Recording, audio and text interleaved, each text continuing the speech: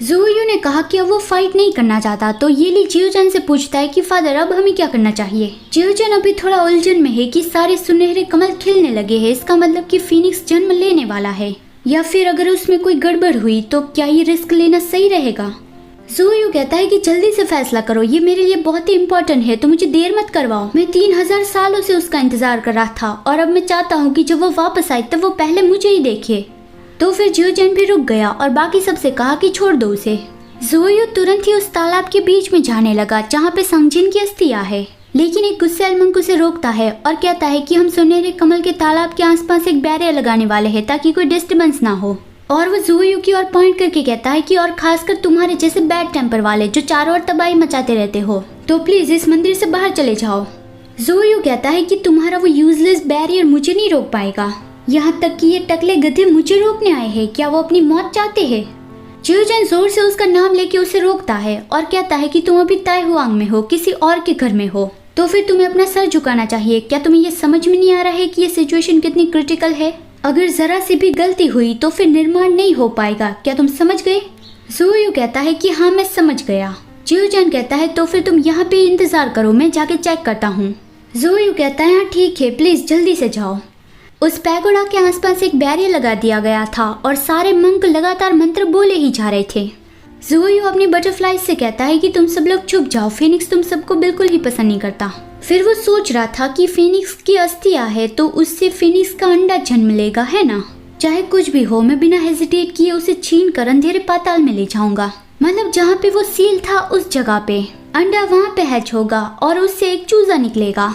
ज़ोयू उस बारे में सोचता है कि वो एकदम ही यूनिक होगा, मेरा आजिन सिर्फ और सिर्फ मेरा होगा, मैं उसे फिर से बड़ा करूंगा और मैं उसे सब कुछ बेस्ट दूंगा।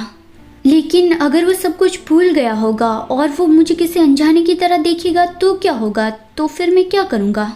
नहीं, ऐसा नहीं होगा। अगर वो सब कुछ भूल गया फिर भी वो मुझे नहीं भूलेगा। मैं भी ना क्या सोच रहा हूँ, मुझे ऐसा नहीं सोचना चाहिए। मैं तो कितने वक्त से नहीं नहाया और मैंने कपड़े भी चेंज नहीं किए, तो क्या ये बहुत ही गंदा लगेगा? वो परिंदा तो बहुत ही गौरव वाला है और वो खूबसूरत चीजें ही प्रेफर करता है। तो फिर वो नहा धो के कपड़े चेंज करके आ गया। जियोजन ने उसे कहा कि उसने मंक से बात करके उसे माफी दिलवा दी है और मंक ने बताया है कि फिनिक्स जन्म लेने वाला है। ज़ोयू ये सुन के बहुत ही खुश हो गया कि बहुत अच्छे। जियोजन सोचता है कि यहाँ तक कि उसने तो नए कपड़े पहन लिए, लगता है कि विनाश का देवता भी प्यार में ऐसी बेवकूफ़ी करता है। मतलब कि प्यार की वजह से वो अपना स्टेटस भूल गया और उसके सामने जाना है तो मुझे अच्छे कपड़े पहन के जाना चाहिए, वैसी बेवकूफ़ी भरी चीज़ों के बारे में ध्यान देने लगा। सारे मंक लगातार मंत्र बोले ही जा रहे थे और उसकी हालत खराब होती जा रही थी। सांगिया ने कहा कि अगर कोई गड़बड़ हुई तो फिर मैं और गोस्ट अंकल उसे संभालेंगे और तुम फिनिक्स की अस्थियों को प्रोटेक्ट करना। तभी वहाँ पे आग बढ़ने लगी। ज़ोयू ने ये फील किया कि ये तो वही निर्माण अग्नि है जो सिर्फ और सिर्फ फिनिक्स के पास होती है और उसने सांगजिन की ब्रीथ भी महसूस की। जब सांगजिन जलकर गायब हो गया था तब उसकी ब्रीथ भी गायब हो गई थी।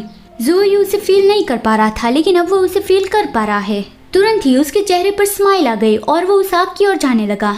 उस आग से इतनी रोशनी निकल रही थी कि ज़ोयू की तो आंखें बंद हो गई। वहाँ पे कोई अंडे ने जन्म नहीं लिया था बल्कि एक एडल्ट सांगजिन आया था जिसके चेहरे पर एकदम ही कोल्ड एक्सप्रेशन थे।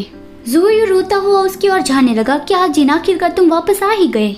ये ली धीमी आवाज में सांगियान को कहता है कि मैंने इतने कोल्ड एक्सप्रेशन तो आजिन के चेहरे पर कभी नहीं देखे। सांगियान भी उसे धीमी आवाज में कहता है कि उसकी आंखें तो एकदम ही कोल्ड है, बिल्कुल ही उस बड़े फिनिक्स जैसी जिसे मैं पहले एक बार मिला था। लीजू को जब फिनिक्स का अंडा मिला था तब सांगियान ने उसे कहा था कि मैं एक बार एक फिनिक्स से मिला था जो बहुत ही गुस्सैल था। ज़ोयू जैसे ही फिनिक्स के पास पहुंचा, फिनिक्स ने उसकी ओर पॉइंट किया और कहा कि झुको, मतलब कि मेरे आगे घुटनों पे झुको।